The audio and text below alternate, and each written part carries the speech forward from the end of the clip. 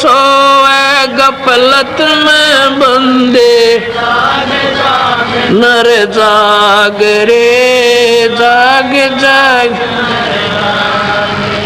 शब्द सेन सतगुरु की पहचानी, पाया अटल सुहाग रे। शब्द सेन सतगुरु की पहचानी, पाया अटल सुहाग रे।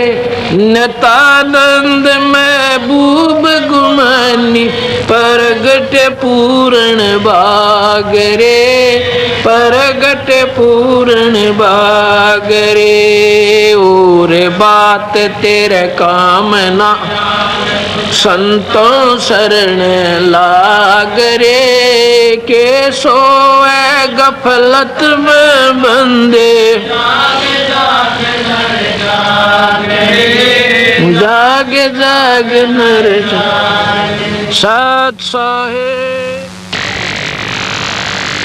कर जोरों विनती करूं, धरूं चरण पे शीश। गुरु राम देवानंद जी महाराज ने दियो नाम बख्शीश। कोटि कोटि सजदा करूं, कोटि कोटि प्रणाम।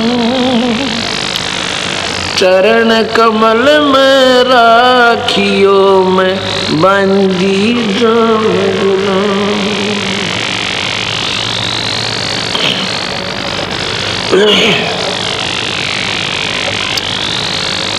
मानुष जन्म दुर्लभ है, मिले न बारंबार। तरवर से पत्ता टूट पड़े वो, बोर न लगे डर। कबीर फागुन आवत देख के, कबीर पतझड़ आवत देख के। बन रोवे मन माही, ऊंची टेनी पात थे इब पीड़े हो जाए। तरवर कबीर तरवर कहता पात से, सुनो पात एक बात। यहाँ की यह रीति है, एक आवत एक जाते। सतगुरु बंदी छोड़ भगवान कबीर साहब एक उदाहरण के द्वारा हम अज्ञानी जीवों को समझाना चाहते हैं। नादानों, आप काल लोक में रह रहे हो, प्रतिदिन ना जाने कितनी घटनाएं अखबार में पढ़ते हैं, पेपर में पढ़ते हैं, न्यूज़पेपर में, और कोई ना कोई रिश्तेदारी में, अड़ोस पड़ोस में कहीं ना कहीं ऐसी घटनाएं हम तकरीबन सुन लेते हैं। और फिर भी हमें डर नहीं बनता कि हम बाकी जो बचे हुए हैं वो निश्चिंत रहते हैं। जैसे कोई व्यक्ति जरूरी कामवश और नाइट सर्विस में जाता है, रात्रि के समय नाइट सर्विस में वही व्यक्ति जाता है जिसने बहुत ज़रूरी कार्य हो, और फिर वापस आके अपना और भी काम संभालना हो। ऐसी घटनाएं आपने सुनी होंगी कि बस एक्सीडेंट हो जाती है और वो व्यक्ति मर जाता है। अब यहाँ बाकी जो बचे हुए वो कभी भय नहीं मानते इस बात का। उस बेचारे ने क्या सोच रखा था कि मैं वापस नहीं आऊँगा, वो चला जब ना जाने कितनी हिसाब किताब लगा करके चला होगा, जैसे हम प्रतिदिन जाते हैं। जैसा कि आपने, क्योंकि जो ताजी घटनाएं होती हैं वो कुछ दिन याद रह जाती हैं। गुजरात में अनर्थ हुआ, सुना होगा। वहाँ पर कई हजार व्यक्ति और सारे ही 3-4 मिनट के अंदर उन्हीं मकानों के नीचे दब के अपने प्राणांत कर दिए। शरीरांत होगा, उनका देहांत हो गया। जिनको बनाने में 3 पीढ़ी लगी हो मनमाने। तो ये हमने यहाँ के खेल को समझ नहीं पाए हम। इसके बारे में कबीर भगवान कहते हैं कि तुम काल लोक में रह रहे हो और यहाँ ना जाने ये कब के बिजली गिर दे और के घटना घट जा। पीछे उड़ीसा में शाम के समय अपने प्रेम से सह परिवार सोए थे और सुबह लाश तिरती मिली। वहाँ पर 100 तिर रहे थे। समुद्र ने उछाल लिया, साइक्लोन बना और तबाह कर दिया। इसके बारे में बंदी छोड़ कहते हैं, कबीर झूठे सुख को सुख कहे, मान रहा मन मोदे, ये सकल चबीना काल का, कुछ मुख में कुछ गोदे। ये सब काल आहार है, कुछ तो मुख में कुछ तो खा रहा है और बाकियों को खिला रहा है गोदी में। ये तेरा बेटा या तेरी बेटी, ये तेरी संतान, ये तेरी कोठी, ये कार, ये फैक्ट्री। और 1 सेकंड के बाद क्या देखता है? शमशान घाट के ऊपर। यहाँ सतगुरु महाराज कहते हैं, झूठे सुख को सुख कहे, ये मान रहा मन मोद, ये सकल चबीना काल का। ओए होए, और कुछ मुख में कुछ गोद।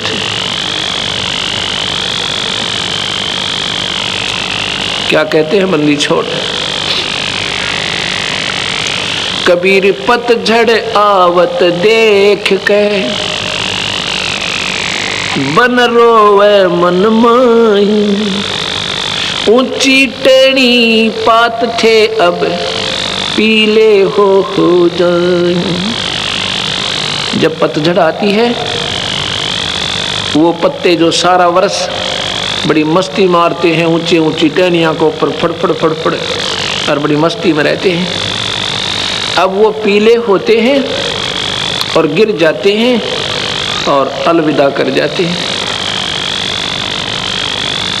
ऐसे ही ये शरीर, अब हमारे सफेद बाल हो गए, ये टोकन आ गया ऊपर तक। ईश्वर का इशारा है कि सावधान हो जा, अब कभी भी टिकट कट सके, कभी भी जा सकते हो यहाँ से।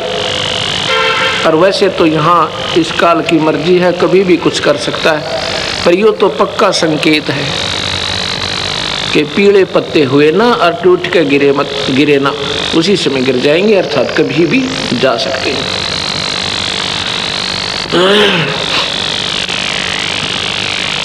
फिर कहते हैं, तरवर कहता पात से, वृक्ष कहता है उस पत्ते पे कि चिंता ना करे भाई, तो टूटेगा, एक नई कोपल फूट आएगी और वो फिर 1 साल फड़फड़ फड़फड़ वो कर लेगी, फिर वो नीचे जाएगा। तरवर कहता पात से, सुनो पात एक बात, यहाँ की यह रीति है, एक आवे एक जात। तुम लोग ऐसे में रहते हो जहाँ पर कोई स्थिर नहीं, और सथाई लोग ने तुम छोड़ जाए अपनी मूर्खता के कारण, अपनी अज्ञानता के वश उस सतलोक को छोड़कर आ गए, जहाँ पर हम मरते नहीं थे, जहाँ पर हमें कोई पीड़ा नहीं थी, ये 5 तत्व का खोल नहीं था हमारे ऊपर।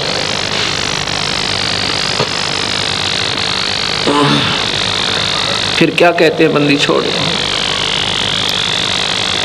बेटा जाया खुशी हुई, पुत्र हुआ बड़ा आनंद मनाया, खूब बजाए थाल, आवन जावन लग रहा जो कीड़ी का नाल।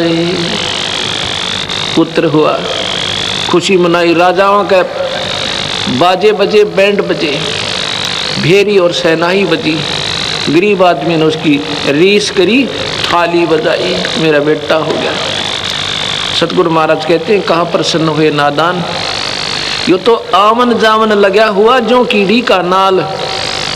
आपने चींटी देखी होंगी, वो लाखों की संख्या में इधर भाग रही हैं, लाखों की संख्या में इधर भाग रही होती हैं, वो कीड़ नाल दिखाई देता है ना, आपने कभी देखा हो, उनको 1 मिनट की फुर्सत नहीं होती। तो ऐसे ही 1 लाख प्राणी यहाँ से रोज जाते हैं और 1.25 लाख नीचे ना रहे मनुष्य शरीरदारी, और तो गिनती नहीं, कीड़े मकोड़े कितने मरा। ये मनुष्य 1 लाख ज़्यादा भी हो जाए कोई, बाकी सतगुरु ने ऐसा ही लिखा है। तो यहाँ कहते आवन जावन लाग राज्यों कीड़ी का नाल।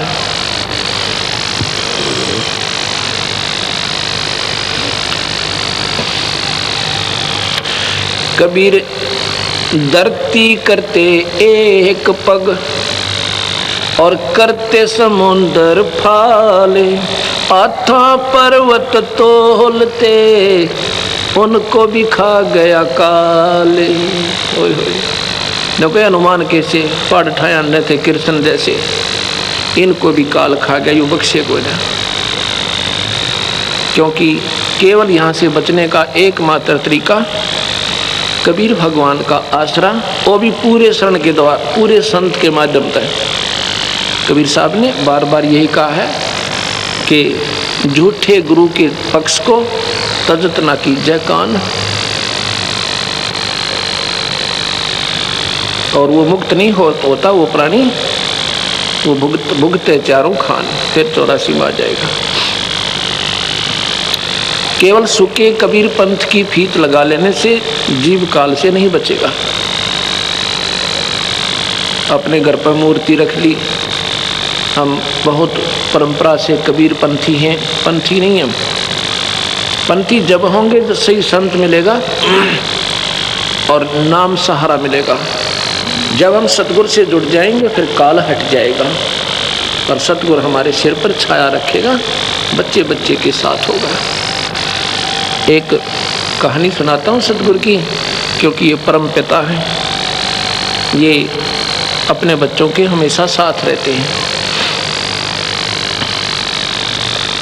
मैंने सुबह भी बताया था, हरियाणा के अंदर 7-7.5 वर्ष के अंदर 1.5 लाख संगत हो गई है कबीर पंथ की, बिल्कुल फ्रेश, बिल्कुल नई। क्योंकि परमात्मा ये हमारा कोई कबीर साहब कोई व्यक्ति विशेष के लिए नहीं या जाति विशेष की नहीं है, लेकिन हम पंथी जल्दी बन जाते हैं।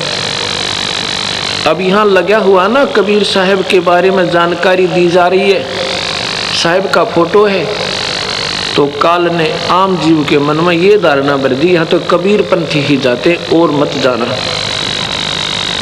ये बीमारी और बढ़ दी, क्योंकि काल ने तो जाल डालना है किसी प्रकार जीव सतगुरु के मार्ग से वंचित रहे। सतगुरु महाराज कहते ना हम हिंदू ना मुसलमान, हम तो एक मानव जाति के उद्धार के लिए आए थे भाई। और यहाँ कुछ दिनों के हम हिंदू हैं, कुछ दिनों के मुसलमान, फिर मर के मनमाना के गधे बनाएंगे। कहे कि हम यहाँ सूख की फीत लगा रखी है। तो हरियाणा में सतगुरु की बहुत महिमा, बच्चे बच्चे के मुंह पर शाम में बैठ कर सारा परिवार जो है आरती करता, जो हम करते हैं, और दिन में भजन करते हैं, सतगुरु की वाणी का पाठ करवाते हैं, और अपने आप को पिछले बीते हुए समय को याद कर कर रोते हैं कि परमपिता मुझे ये मार्ग पहले क्यों नहीं मिला, हम इतने दिन भ्रमते और भटकते रहे। तो वो कबीर पंथी नहीं थे, अब वो कबीर पंथी हो गए। क्योंकि पंथ क्या है, सतगुरु के अनुसार साधना करना, उनके पद चिन्हों पर चलना, that is known as the panth. और पंथ कोई नो सीमा थोड़ी है किसी की। तो वहाँ बंदी छोड़ भगवान कबीर साहब की इतनी अजब महिमा है। वैसे तो मालिक सब जगह है, बिजली के गुणों का सबको ज्ञान है और उसके गुणों की गाथा गाते कि बिजली पंखा चलाती है, बिजली पानी निकाल देती है ट्यूबवेल से, बिजली आटा पीस देती है और बहुत से काम बिजली करती है, दूध रिड़क देती है, कपड़े भी धो देती है बिजली आजकल। अब ये महिमा बना के उसकी बढ़िया बढ़िया लाइन, यानी कोई भजन बना ले, शब्द बना दे, श्लोक बना दे बिजली के, और फिर उसको गाना शुरू कर दे घर पे बैठकर, तू बहुत अच्छी है, तू बिजली पंखा चलाती है, बिजली ये करती है, बिजली वो करती है। ये तो गुण बिजली के हैं जो तुम गा रहे हो। वो बिजली लाभ देगी कैसे? वो प्रोसीजर इससे बिल्कुल न्यारा है। वो तरीका ही भिन्न है जिससे बिजली लाभ देवेगी कैसे। कनेक्शन लेना पड़ेगा, उसका फॉर्म भरना होगा, वो पूरी फॉर्मेलिटीज़ करनी होंगी, और फिर वो जब मीटर लग जाएगा, कनेक्शन मिल जाएगा। जो गुण गाया करते थे बटन दबाओ लाभ लो। ऐसे सतगुरु की महिमा गाने वाले संतों की कमी नहीं। मैंने सुबह भी बताया था, कबीर पंथ में शिष्य कम है, गुरु गणे। और वो शब्द गाते हैं, सतगुरु की महिमा सुनाते हैं, कहते हैं फलाना संत सतगुरु की बहुत बढ़िया बानी जानता है। अरे सतगुरु की बानी तो ये लिख रखी कबीर साखी, ये बढ़िया और घटिया क्या होती है? वो तो एक टेप रिकॉर्डर है जो उसने घोटका के सुना लग रहा, वो तो एज ए टेप रिकॉर्डर का काम कर रहा है। और इसमें लिखी हुई सारी ये घटिया नहीं होती सतगुरु की बानी, और उसके मुंह से कोई बढ़िया नहीं बन जाती है। हाँ, हम अलगोजा, हम कान के विषयी हैं, हम सवर पसंद करते हैं। सतगुरु ने कहा है कि कबीर हरि के नाम बिना ये नार कूतिया हो, गली गली भौंकत फिरे टूक ना डाले को। अब इसने सुनकर कलेजा धड़कना चाहिए कि हम कुतिया बनेंगी, और कुतिया बनकर के सलूक होगा अपने साथ। ये डर तो लगा नहीं? कहते नहीं, इस महाराज का बढ़िया गला नहीं था, वो फलाना बहुत बढ़िया सुनाओ था। अरे कोई बात हुई या? तुम तो नशे में हो, फिर आपके हृदय में अब नशा नहीं उतरा आपका। जैसे मैंने दिन में कहा था, कोई मुझे आकर कहे कि आपके चोरी हो गई, और मैं कहूँ कि उसने बढ़िया नहीं बताना आया, आप बताओ। फिर वो गा के बताए आपका चोरी हो गई, तो अच्छा लगेगा। कलेजा धड़कना चाहिए था कलेजे में, और चल पड़ना चाहिए था उसी समय उठकर। अगर शराब ना पी रखी होगी, नशे आदमी कह सकता है इसने अच्छा नहीं सुना, आप सुनाओ। ऐसे ही ये इतने दुख की बातें, और फिर कहते नहीं वो अच्छी सुनाता था। तेरा गजब हो, तेरे हृदय में जगह नहीं बनी ईश्वर की, इसलिए फलाना अच्छा दकड़ा अच्छा तो ये है। उसी समय दर्द हो, उसी समय हृदय के अंदर कसक उत्पन्न हो, और त्याग दे बुराई, लग जा सतगुरु चरणों में, अपना कल्याण करवा ले, तो बात हुई। तो ऐसे ही हम गाने और बजाने पर नहीं उलझना चाहिए। तो जो प्रसंग चल रहा था हम वहीं फिर आते हैं कि सतगुरु की जो महिमा है,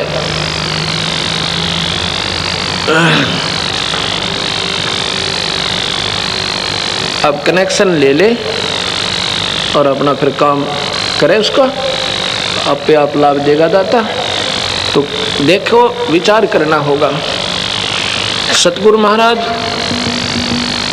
सन 1398 जून में, यानी जेठ मास, ज्येष्ठ उतरते की पूनम के दिन सुबह ब्रह्म मुहूर्त में 1455 विक्रमी संवत में सतगुरु आए थे। ये तो हम उनके कलयुग की एक प्रत्यक्ष, उन्होंने एक जीवन यहाँ एज ए मैन, एक व्यक्ति की तरह जीवित रह कर दिखाया था। वैसे तो वो अनंत कोटि ब्रह्मांड के मालिक हैं, जब चाहें आ जाते हैं, जब चाहें चले जाते हैं और यहाँ भी रहते हैं।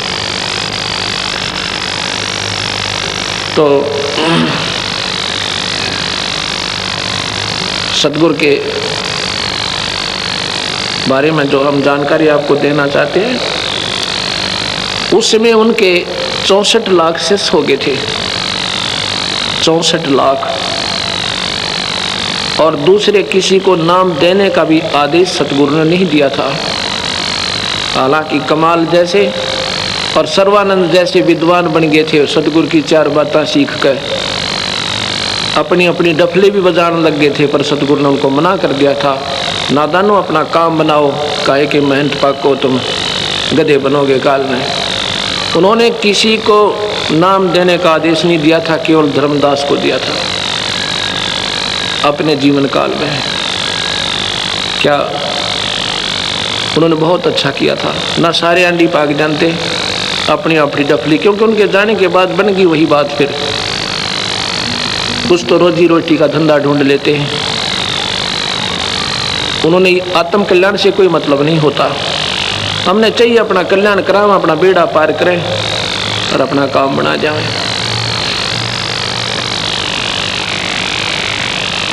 क्योंकि भले ही हमें जानकारी भी हो जाए सतगुरु के बारे में और हमें ये भी ज्ञान हो जाए ये पूर्ण परमात्मा है, और हम बताने भी लग जाएं दुनिया को, पर हम उसका लाभ नहीं दे सकते। हम केवल प्रचार कर सकते हैं, लेकिन केवल प्रचार से भी सतगुरु की बात बने कोई ना। ज्ञान हो गया कि पूर्ण परमात्मा है, उसको पाने की विधि आपके पास है, नहीं तो आप यूजलेस, व्यर्थ। ये तो संत जिनके पास शब्द शक्ति होती है और उनको आदेश होता नाम देने का, वो अगर आपको उपदेश देते हैं उनका उपदेश फलेगा, अन्यथा नहीं फलेगा। क्योंकि सतगुरु फिर शब्द शक्ति से अपने अंशों से जुड़ता है। बातें बताने वाले बहुत अच्छे मिल जाएंगे, वक्ता भी बहुत अच्छे होंगे आपके, एक से एक बढ़िया बोलने वाले भी मिल जाएंगे आपको, पर वो रोग नहीं काट सकते आपका, वो आपको कुछ नहीं दे सकते। कैसे? मुख्यमंत्री के आने से पहले मुख्यमंत्री का कहीं पर प्रोग्राम हो, उनके आने से पहले वक्ता धरती और आसमान मिला देते हैं। इतने बढ़िया लेक्चर देते हैं, इतनी बढ़िया स्पीच देते हैं, लेकिन उनका पल्ला कुछ नहीं। वो तो मुख्यमंत्री आएगा और जनता अपनी अर्ज करेगी, एक शब्द कहेगा, अच्छा भाई सड़क बना दो। कहते हैं कि स्कूल नहीं है, कन्या स्कूल बना दो, उसके शब्द में शक्ति है। और वह सूखे ढोल पीटे थे पहले, उनके पास कुछ नहीं था।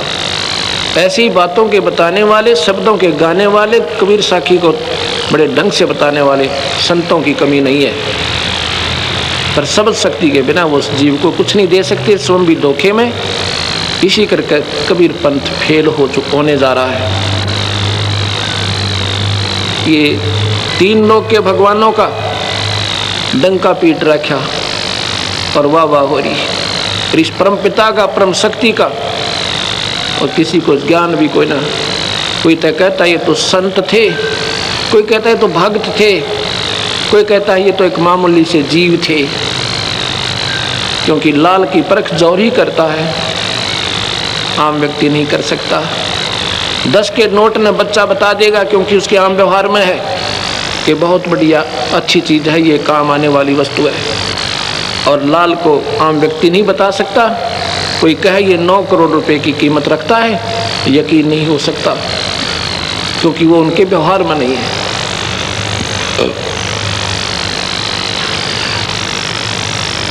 एक समय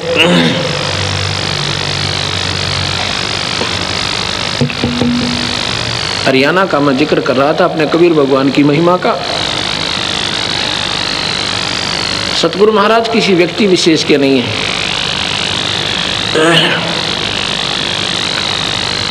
जींद जिला है हरियाणा के अंदर, एक जींद जिला, उसमें एक श्यामा दीक्षित नाम के राजस्थान के रहने वाले एक बहन है। उनके पति का नाम नवरत्न दीक्षित है। वो राजस्थान के अजमेर साइड के ही रहने वाले, शायद पता नहीं, गंगानगर साइड के। और वो दिल्ली के अंदर उन्होंने अर्बन स्टेट में कोठी बना रखी है। वो बहन श्यामा दीक्षित, उसने कहीं दूसरे संत से नाम भी ले रखा था। और एक हमारी शिष्या भगतमती शशि, वो सामने टी स्टॉल पर बैठी है, एक माई बहन जो टी स्टॉल, सॉरी ये बुक स्टॉल पर, जहाँ पर ये फोटो सतगुरु के स्वरूप बेचे जा रहे हैं, साथ में वो पुस्तकें देते हैं, कैसेट वगैरह, वो वहाँ सेवा कर रही है, फ्री ऑफ, मतलब सेवा माई भी है। और ये हेड मिस्ट्रेस है हाई स्कूल की। कोई ने सोचा वो बावड़ी सी बैठी होगी, हेड मिस्ट्रेस एट प्रेजेंट है, छुट्टी लेकर आ जाती है सेवा में। और क्योंकि ये कहती है जी मैंने आपके मिलने से पूर्व मैंने कोई संत नहीं छोड़ा, मैंने कोई पंथ नहीं छोड़ा, जहाँ जहाँ मैं गई 20 साल से कंटिन्यूस ट्राई में थी, पर मुझे स्थान अब मिला, ये कहकर रोने लग जाती है। ये और वो श्यामा दीक्षित एक ही गुरु की शिष्या थी पहले। इसने जब ये मार्ग मिला सतगुरु का, कबीर भगवान की महिमा से परिचित हुई, पढ़ी लिखी इंटेलिजेंट थी, जल्दी बात को समझ गई, और फिर इसके अड़े हुए काम सतगुरु ने मिनटा में दूर किए, तो फिर ये बहुत प्रभावी हुई। इसने उस अपनी सहेली से कहा कि आप भी आ जाओ गुरुदेव के पास, आप नाम बदल लो। वो कहती है आपके गुरुदेव कहते हैं माता मत पूजो, हनुमान भी मत पूजो, व्रत भी मत रखो, कनागत सरहद भी मत निकालो, मैं नहीं ले सकती वो नाम। क्यों? क्योंकि मैं तो माता की बहुत तगड़ी पुजारन हूँ।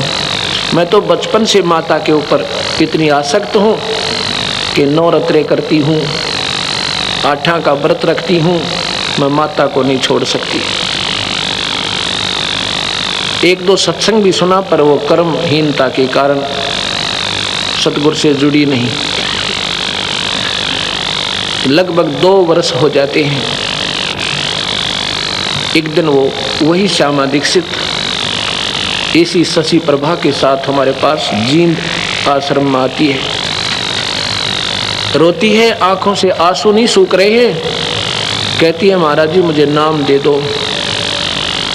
मैं कहने लगा भाई आप तो मैंने पहले भी देखा है, अक्सर देखा है, मैं अभागिन थी, मैं पापन थी, मैंने आपकी महिमा को समझी नहीं।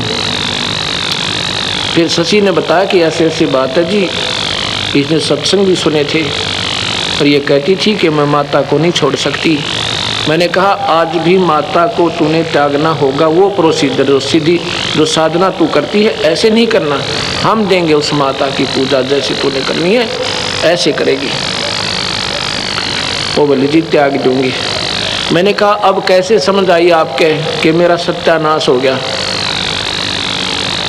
सत्यानाश कैसे होता है? जिसको घर पे कनक भी ना हो खाने के लिए, पड़ोसियों ने 2 बोरी गेहूं की डाली जब उनका आटे का काम चला, पेट का, और उसकी कितनी संपत्ति थी। जींद मेन बाजार के अंदर एक गारमेंट्स की दुकान थी अपनी, जिसकी अपनी कीमत लगभग 10 लाख रुपए की, और 1 लाख रुपए का उसमें सामान भी होगा। गारमेंट्स का बहुत ज़्यादा मेन कीमती सामान होता है। एक 10 लाख रुपए का कारखाना लगा रखा था हैचरी का, 3 गाड़ियाँ थी। कहती आज हमारे पास साइकिल भी नहीं है और आटा भी दूसरों से खा रहे हैं।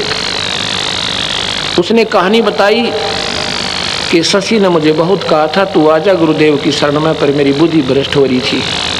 बचपन से ही संस्कार पड़े हुए थे, राम और कृष्ण की भक्ति और माता की पूजा, और गुरु जी भी बनाई रखे थे। और दूसरा मेरे ऊपर क्या असर हुआ कि एक दिन मैं अपनी कोठी से निकलकर शाम के 5 बजे, गर्मियों के दिन थे, ऐसे टहलने चल पड़ी। देखती हूँ एक बढ़िया सी कोठी में और माता जी का जागरण हो रहा है। उस जागरण की आवाज़ जो मैंने सुनी, माता की जय बोली जा रही थी, मेरा तो गीसा गल गया, इतना आनंद आया। और पहुंच गई कोठी में, पहली बार गई थी वहाँ। प्रतिदिन ही 5 बजे से 6 बजे तक सत्संग होता था, जागरण होता था माता का।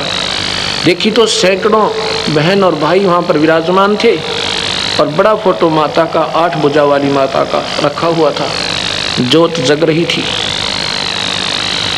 मैं जब बैठ गई, मुझे 5 मिनट बैठी न हुए, इतने भी माता के पास एक औरत ऐसे बेहोश पड़ी थी। उसमें से आवाज आई कि श्यामा दीक्षित, श्यामा आगे आ जा, श्यामा मेरे पास आ जा। मैंने सोचा कोई और श्यामा होगी, मैं तो आज प्रथम बार तो आई हूँ, मुझे कौन जानता होगा। नहीं उठी। 3-4 आवाज लगाई, एक व्यक्ति खड़ा हुआ, कोई श्यामा है बहन आगे आ जा, माता बुला रही है। तो मैं खड़ी हुई और श्यामा कोई थी नहीं, मैं वहाँ पहुँच गई। तो औरत बोलती है, उसमें माता बोल रही है, कहती तू मेरी 1 नंबर की भक्तनी है और 14 महीने मेरी अखंड जोत लगा दे, बुझने मत देना दिन रात, तेरी मौज मचा दूंगी।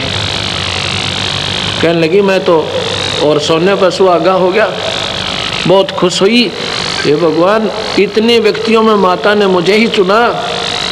घर में ब्योंत बढ़िया था, अगले दिन नहा धोकर अखंड जोत शुरू कर दी। 14 महीने में मेरा सत्यानाश हो गया, सर्वनाश।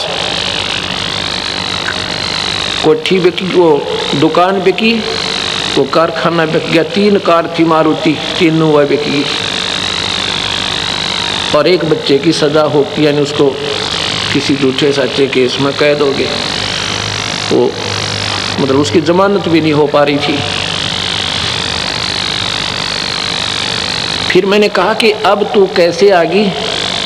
कहती है माता दिखाई दी मुझे सौपन में, नहीं तो अब भी नहीं आती। क्या हुआ? उसने कहा कि श्यामा आपका नाम लेके अगर जान बचाना चाहती है उस सतगुरु हंस के पास पहुंच जा, और तेरे मेरे बस की बात नहीं तेरे इस दुख निवारण करने की। आप शायद नादान ये सोचोगे महाराज अपने सतगुरु की महिमा ही गाने के लिए बातें बना रहे होंगे, कतई नहीं। जितना मैं बोलूँगा 1% भी गलत नहीं होगी और सोच आपकी अपनी होगी, क्योंकि मैंने क्या हो सकता है बेमतलब के फिजूल में थूक बिलोवन की। कोई लोभ नहीं, कोई लालच नहीं आपसे, कोई न सोचे स्वार्थवश संत और ऐसे ही डींग पेल रहे होंगे, नहीं। आज तक किसी से ये नहीं कहा है कि 10 रुपये दान दे दे या पर्ची काट दे, और कई लाखों के समागम हो चुके हैं। सतगुरु अपने हंसों को तैयार रखता है। कबीर साहब कहते हैं जो मांगे सो बढ़वा के ये दर दर फिरे अज्ञानी, और जोगी जोग संपूर्ण जिसका मांग ना पीवे पानी। संत मांगा नहीं करते, उनका वो तो दुनिया के घर भरा करते हैं। तो मैंने उससे कहा, नाम ले लिया। कहती है उस दिन मैं रोटी नहीं खाई थी, सारा दिन अन्न नहीं था हमारे घर पर, जिस दिन नाम लिया। तो आश्रम में खाना खिलाया, ये सभी को कहा जाता है भंडारा सतगुरु का भोजन पाओ। फिर एक भक्त हमारा, उनके वहाँ हम चाय पीने गए, वो साथ गई, सारा दिन हमारे साथ रही, रो रही थी। 3 दिन इंतजार किया था उसने मेरा, मैं नहीं जा पाया था किसी कारणवश। कहती है जी मैं रो रो के वापस जाती थी आश्रम से कि मैं बहुत कर्महीन हूँ, क्योंकि मुझे भगवान नहीं मिल सकते। नाम लेकर गई थी, 1 हफ्ते के बाद उसका लड़का रिहा हो गया, बरी होगा। अब उन्होंने लगभग 1.5 वर्ष हो गया नाम लिए ना, 3 लड़के और एक उसका पति, और वो स्वयं, उन चारों को नौकरी मिल गई सतगुरु की कृपा से, और उनकी वो मौज होगी। अब वो रोती है और दुनिया को कहती है ये तो सतगुरु फ्री में देता है, ये लाभ तो आपको फ्री ऑफ कॉस्ट। जो असली मूल दुख आपका जन्म और मरण का, वो सतगुरु काटेंगे। जग सारा रोगिया रे, जिन सतगुरु वैद न जाना, जग सारा रोगिया। जग सारा रोगिया रे जिन सतगुरु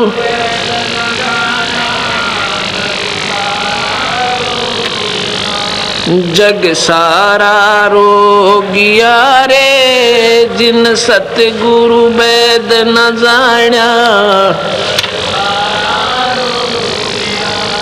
जन्म मरण का रोग लग्या है तृष्णा बडरी खांसी जन्म मरण का रोग तृष्णा बडगी खांसी आवागमन की डोर गले में पड़ी काल की फांसी जग सारा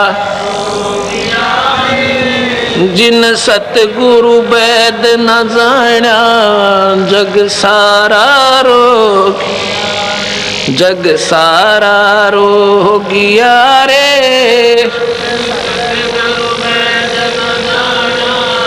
जग सारा रोगिया साचा सतगुरु कोई न पूज झूठे जगपति आसी साचा सतगुरु कोई न पूज झूठे जगपति अंधे की बागही अंधे न मार्ग कौन बतासी जग सारा रो अरे जिन सतगुरु वेद न जाण्या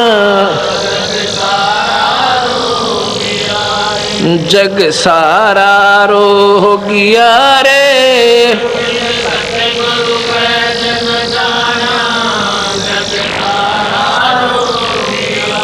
देखा देखी गुरु से होगे किया न तत्व विचारा देखा देखी गुरु से होगे किया न तत्व गुरु शिष्य दोनों के सिर पे काल ठोके पंजारा जग सारा अरे जिन सतगुरु वेद न जाण्या जग सारा रोगिया रे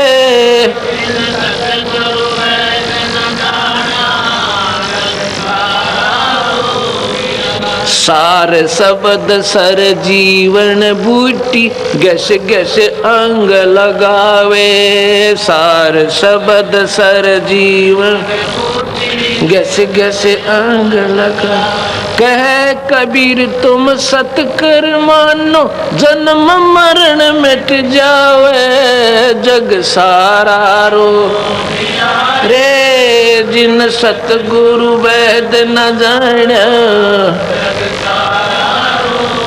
यारे जग सारा रोगिया रे जिन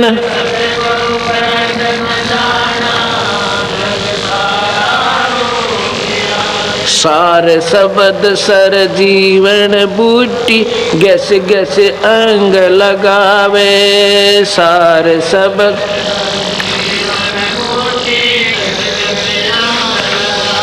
कहे कबीर तुम सतकर मानो जन्म मरण मिट जावे जग सारा जिन सतगुरु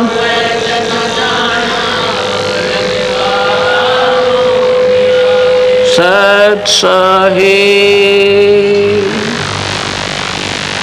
अब जो मैंने आपको बताया कि वो परिवार अगर उससे कोई मिला है जिसके पास भी जाता है जाती है वो पूरा परिवार सारे परिवार ने नाम ले लिया।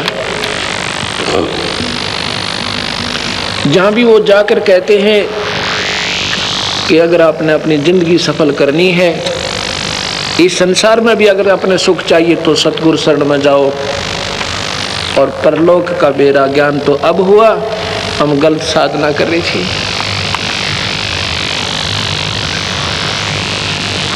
अब एक और बताता हूँ सतगुरु महाराज किसी एक व्यक्ति विशेष के नहीं है वो पूर्ण परमात्मा है उनके सब बच्चे हैं।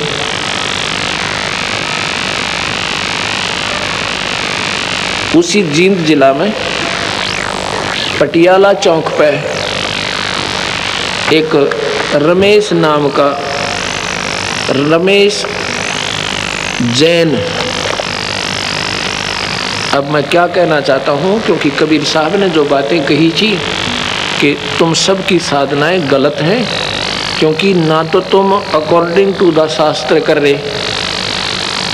गीता में लिख रखा है भाई कि देवी देवता मत पूजो, और ना पितर पूजो ना देवता पूजो, ये तुम्हें कुछ नहीं दे सकते, नरक दे सकते हैं। परमात्मा का भजन करो। लेकिन हमारे समाज में ये गीता के प्रचारक कहलाने वालों ने भी ये बात समाज को ना बताई। अगर ये बताई होती तो कौन श्राद्ध निकाला है और कौन पितृ पूजे, क्योंकि लिखा है गीता के 9वें अध्याय के 25वें श्लोक में, भूत पूजने वाले भूत बनेंगे। अब सभी भूत पूज रहे हैं, वो हमारे पूर्वज भूत पूजते थे, वो भूत बन गए, अब उनको हम पूज रहे हैं, हम भी भूत बन जाते थे, कबीर साहब की शरण में ना आते थे। और देवी देवता पूजने वाले देवी देवताओं के वहाँ नौकर लगेंगे स्वर्ग में, उनके बच्चे खिला करेंगे, उनके पैरे पपड़े रहा करेंगे हैं, और उसके बाद गधे बन जाएंगे देवता भी और उनके वह सेवक भी। इसलिए भगवान भजो भाई, पर किसी का समझ में ना आई। लिखा है गीता जी में कि शास्त्र के विरुद्ध साधना करने वाले प्राणी कभी ना तो इस लोक में सुखी हो सकते ना परलोक में। और हमारे समाज में सारी शास्त्रों के विरुद्ध साधना दे रखी है। अगर निरंजनता का लाभ भी अगर ढंग से चाहिए तो भी अकॉर्डिंग टू द शास्त्र, और गुरु बनावे पूर्ण संत ने। तो देखा देखी गुरु शिष्य बने काम नहीं चला भाई, नाराज ना होइयो, क्योंकि सच्चाई कड़वी होया करे, अवश्य होती है पर कड़वी होती है ना। गोरखनाथ जी भी अंडी पाक रहे थे, न सोचते थे तेरे जैसा आज के दिन में कोई महात्मा नहीं है जो मुर्दे ही जिंदा कर दे, सोने का पहाड़ बना दिया। फिर भक्ति में कमी भी कुकुर सोचे, पर जब पूर्ण परमात्मा का ज्ञान हुआ दोनों कान पकड़ लिए, हम तो कुछ भी नहीं थे मालिक आपके सामने। तो ऐसे जो महापुरुष होते हैं वो अपना जीवन बदल लेते हैं, या मान बढ़ाई तो काम चल रहा कोई ना।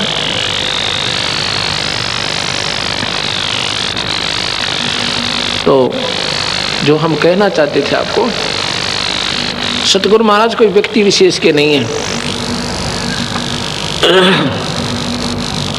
गीता जी में भी ये लिखा है कि तो अगर हम निरंजनता ही का तक का भी लाभ चाहते हैं, काल तक का, क्योंकि गीता में काल भगवान कहता है मैं काल हूँ, और अपनी साधना बताता है ऐसे करो अर्जुन, गुरु बनाओ और भाई ओम नाम का जाप करो, और साधना मत करो, केवल एक ईश्वर की साधना। फिर कहता अर्जुन तने पूर्ण मुक्ति चाहती है, उस परमात्मा की शरण में चला जा। गीता के 18वें श्लोक का 40वां 18वें अध्याय का 40वां और 62वां श्लोक प्रमाण देता है। अध्याय 8 का 9, 10 और 11 प्रमाण देता है, पढ़ के देखो। और पूरा का पूरा 13 और 14 अध्याय और 15 अध्याय उस परमात्मा के बारे में पूरा प्रमाण दे रखा है, उस अविनाशी ईश्वर के बारे में। उसका भजन करो भाई, पूरी मुक्ति वो देगा, और वो सबका पालन करता है, वही सबका जो है ना परमात्मा पूज्य है। लेकिन हमारे समाज में उल्ट साधना डाल दी। वो रमेश जैन, उसके घर में 5 सदस्य, 6 सदस्य, 2 लड़के, 2 लड़की और 2 स्वयं। एक बड़ी लड़की, दूसरे नंबर की, और फिर 2 लड़के जुड़वा। जब वो सतगुरु की शरण में आए इस दास के माध्यम से, वो छोटे लड़के जो जुड़वा हैं वो 7 वर्ष के थे। उस समय उस परिवार की क्या हालत थी, बड़ी से छोटी लड़की, उसको मिर्गी के दौरे पड़ते थे। मिर्गी, उस समय वह लगभग 10 वर्ष की होगी। दोनों लड़के जब से जन्म से पैदा हुए थे, उनके ऊपर लगभग 3 लाख रुपए वो स्वयं बताता था लग चुके, और ट्रीटमेंट चल रहा था। उसकी पत्नी का नाम कमलेश है, उसको दमे की बीमारी थी। दमे की बीमारी थी। जब उसने नाम लेने के लिए वो आए, किसी सेवक ने बताया, मैंने उसको कहा कि आप जैन हो? कहा जी। तो आप थानक में भी जाते हो? हाँ जी।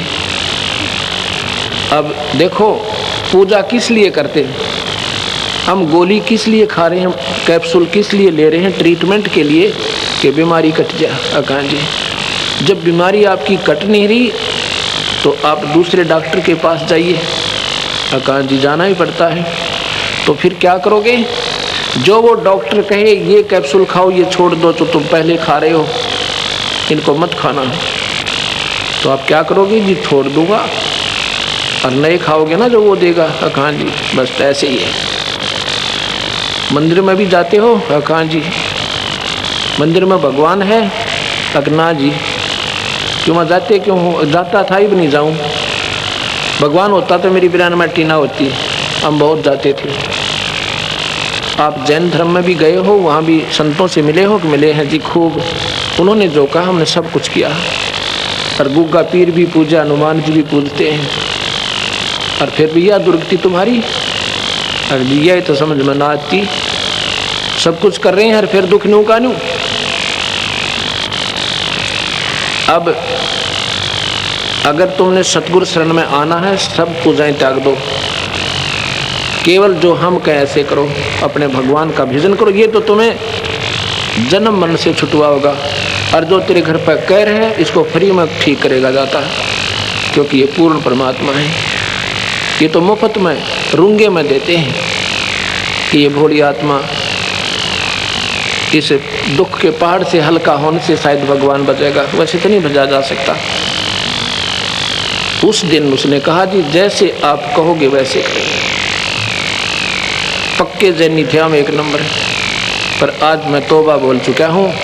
एक दुकान है सपे उसकी, ये हार्डवेयर की, और पेट गुजारा तो दूर रहा, शर हो गए लाखों रुपया दुनिया की, कर्जा हो चुका है। उस दिन उस पूरे परिवार ने नाम लिया, पूरे परिवार ने नाम लिया। बीड़ी शराब मांस तम्बाकू कभी नहीं छूना। कहते जी मांस अंडे तो हम खाते नहीं, शराब भी नहीं पीते और ना बीड़ी पीते, ये तो हम पहले से ही नहीं करते। वह बहुत अच्छा। एक दिन भी अगर पी लिया ना, ये नाम खत्म होगा। और पूजा नहीं करनी। अगर एक दिन भी दूसरी पूजा कर दी तो हमारा नाम खत्म हो जाएगा, नाम नहीं रहेगा तुम्हारे पास। सतगुरु अपना हाथ उठा लेंगे। कबीर साहब कहते हैं, 100 वर्ष तो गुरु की पूजा, एक दिन आन उपासी, वो अपराधी आत्मा पड़े काल की फांसी। 100 वर्ष गुरु के अनुसार साधना कर लीजिए। एक दिन भी अगर माता डोकली हनुमान जी की वहाँ पर आरती गाय दी, सतगुरु हाथ नहीं आपके ऊपर रखेंगे।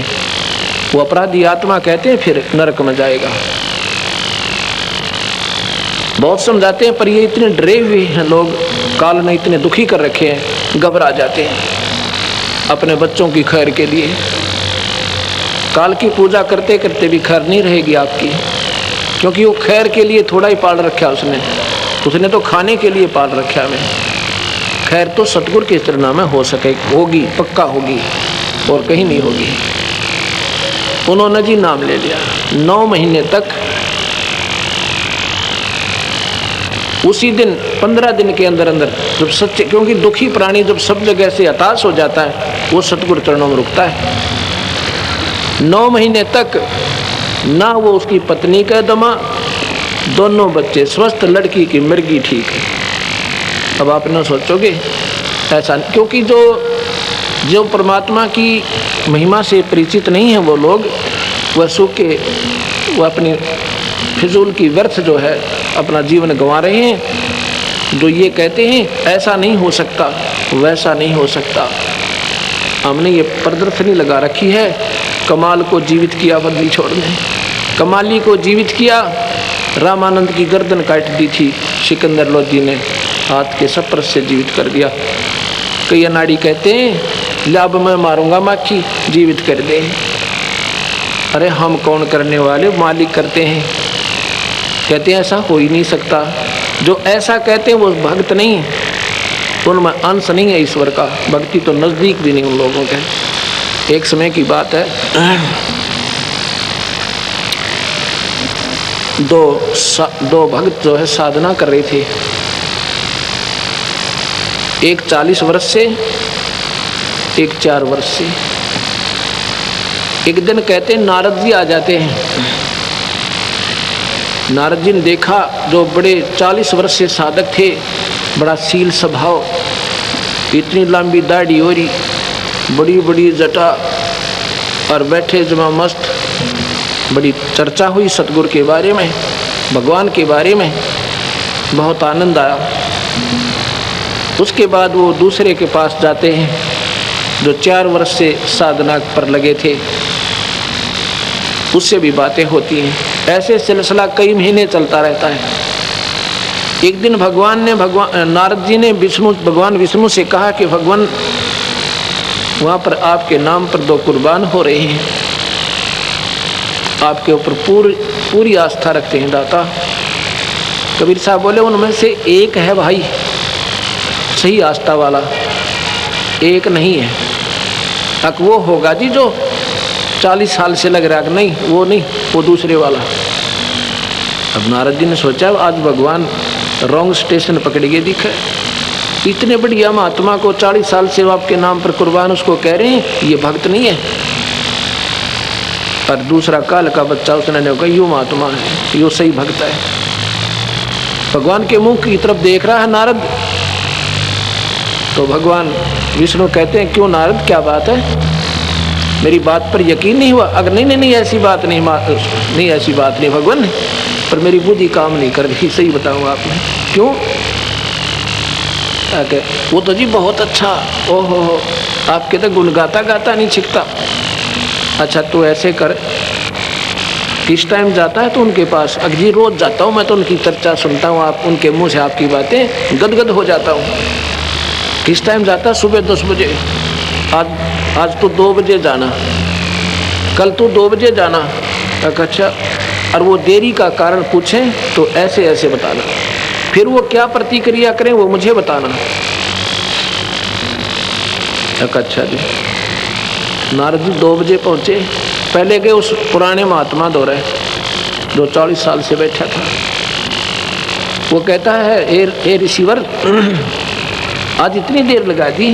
ओहो, आप आते हो ना, बड़ा आनंद आता है, ईश्वर चर्चा करते हैं, आपके मुख कमल से भगवान की चर्चा सुनकर गदगद हो जाता हूँ।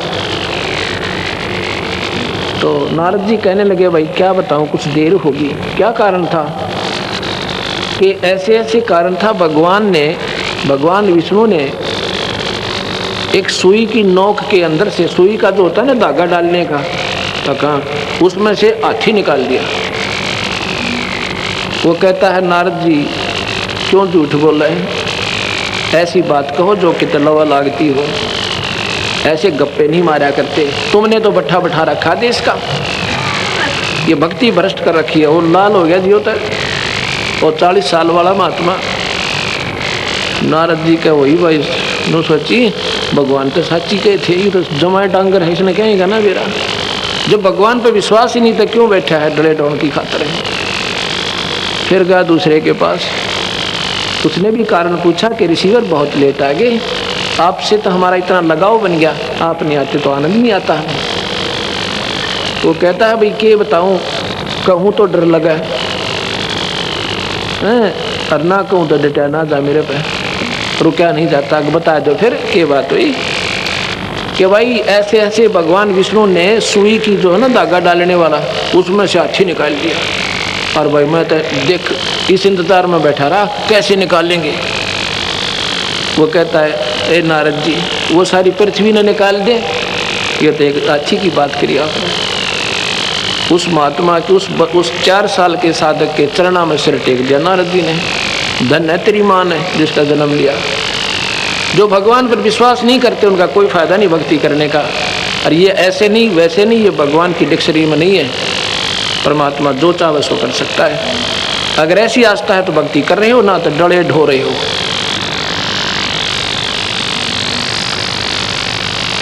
तो जो प्रसंग आता वहीं आता हूँ मैं।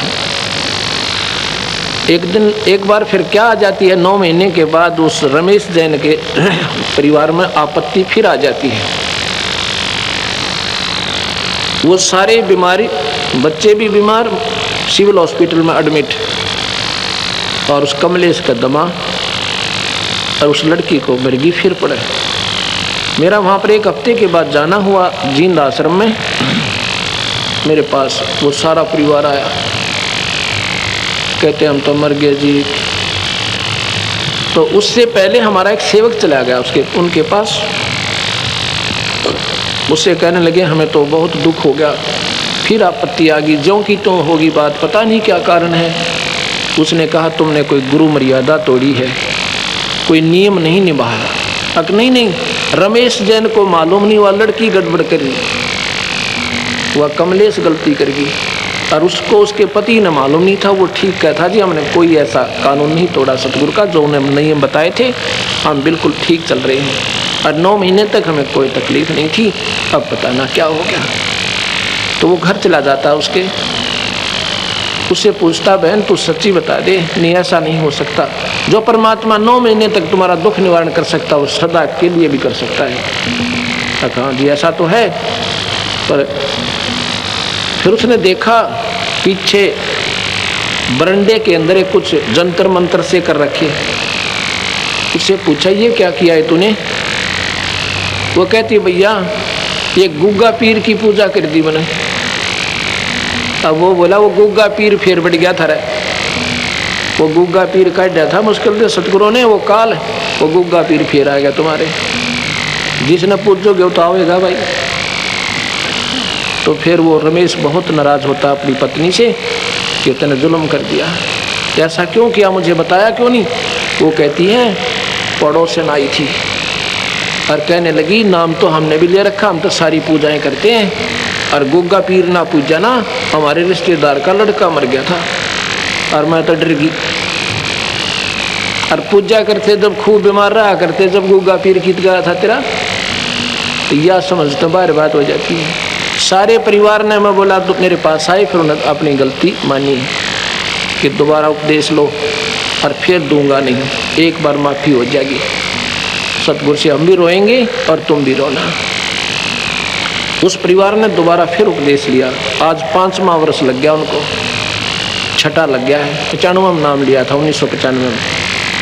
उस परिवार के ऊपर कोई किसी प्रकार का दबाव नहीं, और बल्कि नई कोठी बना ली और दुनिया को कहते फिर हैं अगर पृथ्वी पर कहीं भगवान है तो कबीर साहब है। बोल सतगुरुदेव सत्संग। तो इस प्रकार अपने इष्ट पे पूरा विश्वास रखो। जिनके लिए तुम भागा दौड़ कर रहे हो ना, वो तो मुफ्त में सुख देगा आपको, फ्री ऑफ कॉस्ट है। और जो पार से भरा कष्ट अपना ज्ञान नहीं, वो हम बता रहे हैं जो ये निवारण करेंगे। आपको तपस्या पर नहीं जाने देंगे, धर्मराज आपका लेखा नहीं करेगा। गरीबदास जी कहते हैं सतगुरु शरणा आके धर्मराज डर कैसा।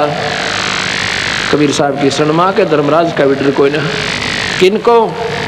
जो सतनाम और सार नाम उपासना कर रहे हैं। बाकी बात बनानी है, बेसिक कबीर पंथी बने रहो, ठागा ठोकेगा नरक में, चाहे संत हो और चाहे भाई भगत हो, क्योंकि नाम से जीव का छुटकारा होना है, नहीं तो बात नहीं बनेगी। इस प्रकार अपने परमात्मा पर पूरा विश्वास रखें। अब हम आपको सतगुरु की आगे महिमा बताते हैं, क्योंकि सतगुरु की महिमा तो अब शुरू करूंगा। अभी तक तो भूमिका बना रहा था और दिन रह गया एक महीना अगर कंटिन्यूस कबीर साहब की महिमा गाऊं, और 6 घंटे हो जाते हैं रोजाना, और फिर भी पूरी नहीं हो सकती, क्योंकि हम इस परमात्मा की महिमा से अवगत नहीं थे। ये कोई लंबी चौड़ी कथाएं को हजारों वर्ष पुरानी कहानी नहीं है, आज की प्रत्यक्ष बताऊंगा। और ये 550 वर्ष पुरानी बातें सतगुरु की, जो आज भी पीढ़ी दर पीढ़ी मिल सकती हैं। वहाँ पर वो प्रमाण, वो अवशेष बकाया है। आपने सुना होगा, एक समय की बात है,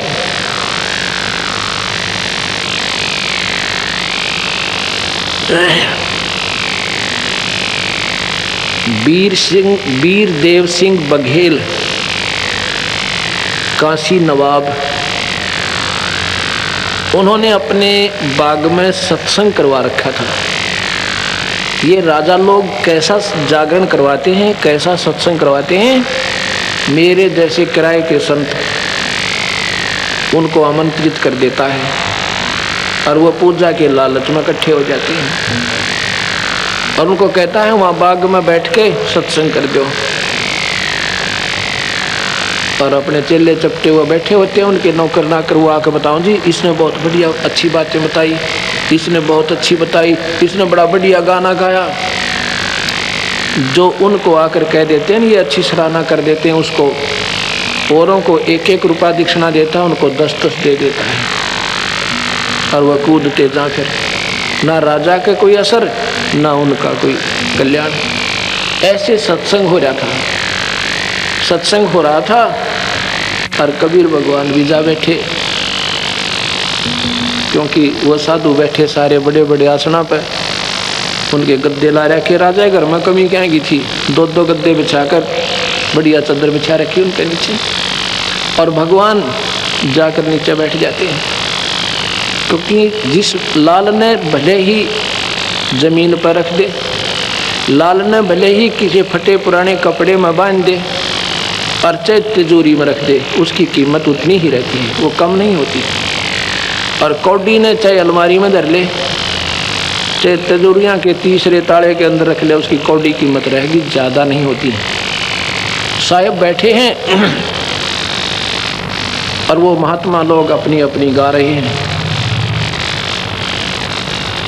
जब सभी ने अपने अपने सत्संग सुना लिए, एक कहता है भगत जी आप भी सुनाओ। परमात्मा को तो भगत जी कहते हैं। कहते हैं भगत जी आप भी सुनाओ। कहते हैं महात्मा ने सबको सुना ही दिया, बाकी छोड़ा ही कोई नहीं, क्या सुनाओ। नहीं आप भी सुनाओ कुछ। सतगुरु बोले मैं सुनाऊंगा ना, यहाँ कोई नहीं रटेगा, सारे भाग जाओगे। नहीं ऐसी क्या बात है, सुनाओ। क्यों नहीं सुनाएंगे। ईवा कोई तो रामकृष्ण के गुण गावे, कोई हनुमान जी के गुण का बता रहा, और कोई देवी की महिमा, अपनी अपनी डफली, अपने अपने राग। सतगुरु ने फिर शुरू किया, सारी कहानी बताई। कहते हैं भाई ये ब्रह्मा विष्णु महेश भी नासवान परमात्मा है, ये 3 लोक के ईश्वर हैं, इनको भी काल खाएगा और तुम सब काल के मुंह में हो। उस पूर्ण परमात्मा का भजन करोगी और पूरे संत तक लेकर जब बात बतेगी। वो तो जी लाल हो गए सारे, कहते तू कौन कहाँ से आ गया है, क्या कृष्ण से भी बड़ा है कोई। मैं कहूँ था ना भाई मेरी एक नहीं सुनोगे, क्योंकि दर्द होता कड़वी चीज सुनकर। एक उनमें से चल गया, राजा के पास जाता है, कहता जी एक सिरफरा आया हुआ है और पता नहीं क्या क्या कहता है। कहता है ये कृष्ण जी से ऊपर कोई शक्ति बताता है और अपने आप को कहता है मैं खुदा हूँ, मैं अल्लाह हूँ, मैं भगवान हूँ। और जी वो तो बहुत गलत बोलता है, और गलत के बोला हुआ नो की नो बता रहे थे सतगुरु, पर वह सच्चाई कड़वी होती है। राजा ने कहा कि उसको लाओ बुला के यहाँ पे।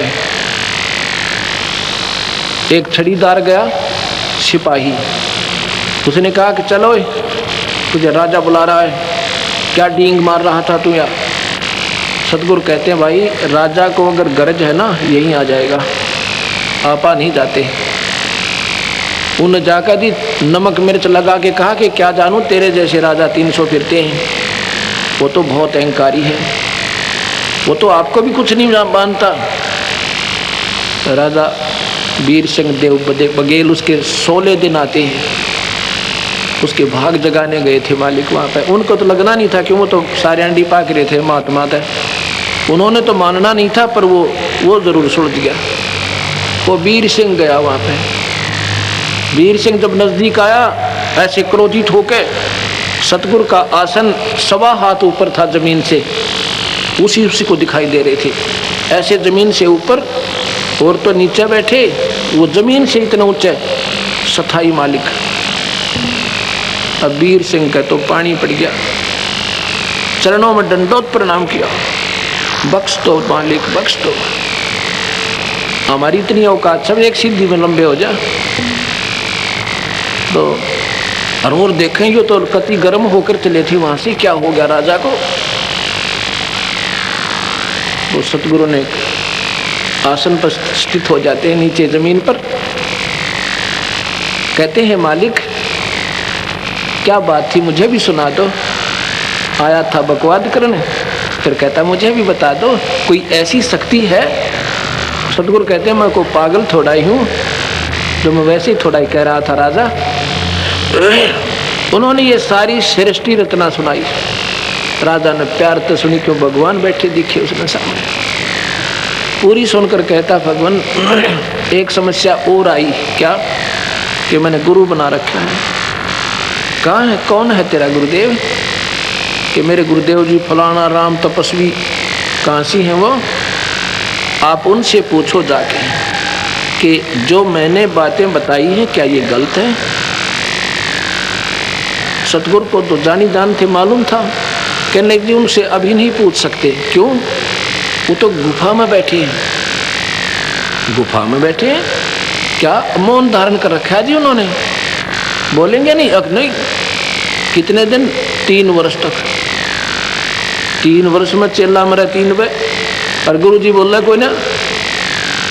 एक बात बता भाई वीर सिंह जी, जैसे तेरे गुरुजी साधना कर रहे हैं, क्या तू कर सकता है ऐसे गुफा में बैठ के बाल बच्चे छोड़ के और मौन रह कर तपस्या, यानी बिल्कुल खाना पीना भी त्याग दे? कहते जी वो तो उपवास भी रखते हैं, केवल फलवाहार कर रहे हैं। आप कर सकते हो वहाँ जाकर ऐसी तपस्या? ना जी हम पे कहाँ छूटे, परिवार ये घर बार राजकाज। तो तेरे गुरुदेव पार होएंगे मौन रख कर, फलो आहार करके। उनकी साधना तो यही है, क्योंकि वो स्वयं भी कर रहे हैं, तो अनुयायियों ने भी ऐसे ही करनी चाहिए, तभी तो बात बनेगी, या कैसे और बन सकती है। अब वो समझदार तो थे ही। अब देखो सतगुरु ने कितनी गजब, कितनी अच्छी लीला की है। कहते हैं गृहस्थी पार नहीं हो सकते, फिर गृहस्थी क्यों डले ढोआ भाई? जब पार ही नहीं हो सकते फिर क्यों भक्ति करते फिरें? ये तो हमारा अंधेरा हटाने के लिए सतगुरु आए थे कि घर में रहकर अपना काम करके बच्चों की परवरिश करते हुए आप पार हो सकते हो। केवल एक नाम आश्रय और पूरे संत का नाम ले लो। तो जी हम तो ऐसे नहीं कर सकते, फिर आप उसकी उस संत से चाहते क्या हो? जब वो स्वयं ही साधक है, वो साधना कर रहा है, इनकम्प्लीट है वो। अरे जो साधना वो कर रहा तुम नहीं कर सकते कि नहीं जी, फिर तुम तो फेल। कहाँ जी कति पक्के फेल। फिर अब तू सोच भाई, अगर वो नाम तुम्हें दे भी रखा 3 लोक का, जन्म और मरण और 84 का, भाई ये गीता पढ़ कर देखो, उसमें कह रखा अर्जुन तेरे मेरे असंख्यों जन्म हो लिए। और ये भी नहीं है कि हम आगे ना होंगे और पहले नहीं थे, अर्थात जन्म मरण मिटे नहीं। और सतगुरु कहते हैं मैं 1 मिनट में मिटूं भाई जन्म मरण को, मेरी शरण में आ जा, कभी जन्म नहीं होगा, सतलोक ले चलूंगा। और पूरा नाम जप विधिवत रहे, मेरी साधना कर। तो वीर सिंह जियों ने चरण पकड़ कर और नाम ले लिया, भाग जग गए उनके। अब नाम ले लिया, सतगुरु ने प्रथम स्टेज का नाम दिया। 3 स्थिति में सतगुरु नाम को पूरा करते थे। पहली स्थिति है पहली का कायदा, नर्सरी, जो 3 लोक की भक्ति है ना, सही श्रेष्ठ अकॉर्डिंग टू द शास्त्रों के अनुकूल वो कराई जाती है। क्योंकि 3 लोक के साधकों ने, संतों ने यह भी पूरी नहीं करवा रखी आपकी पढ़ाई। उसके बाद सतनाम देते थे सतगुरु, ये भी देख लेते थे ये कितना रुकेगा तेरे आपके वचनों पे, उसके बाद सतनाम दिया करते थे। जो मैं आपको पहला नाम देता हूँ ये हमारा मूल मंत्र नहीं है, ये तो फर्स्ट एड है। उसके बाद सतनाम दूंगा। दोबारा जब यहाँ कभी सतगुरु की कृपा होगी आएंगे, ये 4 महीने आपने ये अवश्य जाप करना होगा। उसके बाद आपको दूसरा सतनाम दिया जाएगा। सतनाम के बाद फिर सारनाम दिया जाता है जब ये जीव मुक्त होगा। अब यहाँ कई बातें होती हैं। कबीर साहब धर्मदास को सीधे मिले थे, उनको नाम भी दिया था और आगे नाम देने के लिए आदेश भी दिया था। उन्होंने क्या नाम दिया था उनको, ये पूरा प्रमाण है। और साथ में ये कहा था कि जिसके पास सार शब्द नहीं है धिक्कार है उसका जीवन। सतनाम तो है ही, लेकिन जिसके पास सार शब्द नहीं है उसका जीवन व्यर्थ है, वो साधक पार नहीं हो सकता। अब यही तो समस्या है कि ना तो हम सतगुरु के शास्त्र से परिचित, किसी ने कान पकड़ रखा, किसी ने टांग पकड़ रखी है। एक समय कहते हैं 5 अंधे थे, वो कहने लगे भाई हमने कोई हाथी दिखा दे। एक कहने लगा हाथी दिखा दो। भाई तुम देखोगे कैसे कि हम अपने हाथों से काम ले लेते हैं आँखों का। वो कहने लगे अच्छा भाई हाथी तो हम दिखा देंगे। ऐसे कोई गाँव में आ रहा था, ऐसे रोटी मांगनी है हाथी के साथ, उसको कह दिया भाई 2 मिनट हट जाए, हाथी दिखा दे। वो चारों तरफ वो अंधे छोड़ दिया, हाथी गए अपनी अपनी अनुभूति करने लगे, अपना अपना एक्सपीरियंस उन्होंने देखा कि एक ने तो पैर मिल गए, उन पैरों को नीचे से ऊपर तक खूब अच्छी तरह निरीक्षण करता है। एक का काना का हाथ लग गया, वो कानों के ऊपर से खूब अच्छी तरह उनको देख रहा है, कोई पूछे तो बता दूंगा कैसा होता अच्छी। एक पूछड़ को, एक सूंड को और एक पेट पर का हाथ फेरा, 5वां आगे देख कर। रास्ते में पूछा कहाँ गए थे सूरदास, कि हाथी देख कर आए हैं भाई। तुमने हाथी देखा कैसे भाई? अग देखा क्यों, हम बता दे पूरा पूरा। अग बता होता है।